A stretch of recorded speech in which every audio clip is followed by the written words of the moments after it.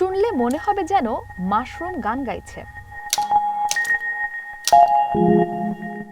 Bionic and the words ব্যান্ডের দুই সদস্য জন রস এবং অ্যান্ডি কিড ইংল্যান্ডের ম্যানচেস্টারের একটি কমিউনিটি সেন্টারে এই দুই শিল্পী সঙ্গীত নিয়ে ভিন্ন এক বিষয়ে পর্যবেক্ষণ চালাচ্ছেন।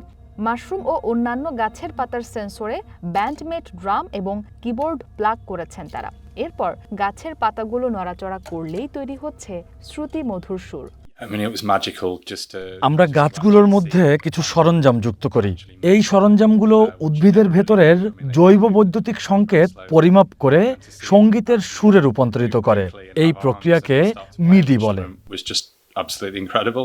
ব্যান্ডটির আরেক প্রতিষ্ঠাতা অ্যান্ডি কিড এই বিষয়টিকে ইলেকট্রোকার্ডিওগ্রাম বা ইসিজির সাথে তুলনা করেছেন। তিনি বলেন, ইসিজি পদ্ধতিতে যেমন মানবদেহের সংকেতগুলো পর্যবেক্ষণ করা হয়, ঠিক তেমনি এই সরঞ্জামগুলো গাছের সংকেত বা নড়াচড়াগুলো পর্যবেক্ষণ করবে।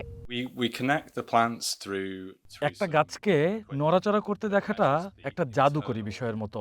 গাছগুলো খুব ধীরে ধীরে নড়াচড়া করে। যখন এটি দ্রুত নড়ে তখনই বাদ্যযন্ত্র বাজতে শুরু করে। আর এটি দেখতে পাওয়াটা সত্যিই অবিশ্বাস্য। 2023 সাল থেকে মাশরুম ও অন্যান্য গাছের মাধ্যমে এমন সুর তৈরির কাজ করছেন জন রস এবং অ্যান্ডি কিড। তাদের মতে ছত্রাক জাতীয় উদ্ভিদগুলোকে সবাই নিষ্ক্রিয় প্রাণী মনে করে, কিন্তু তারা বিশ্বাস করেন ছত্রাক জাতীয় বা অন্যান্য উদ্ভিদগুলো নিষ্ক্রিয় নয়।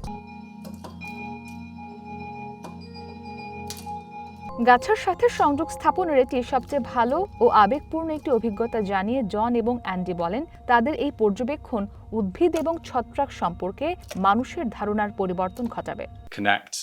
With them and a really sort of emotional experience, I think, for people.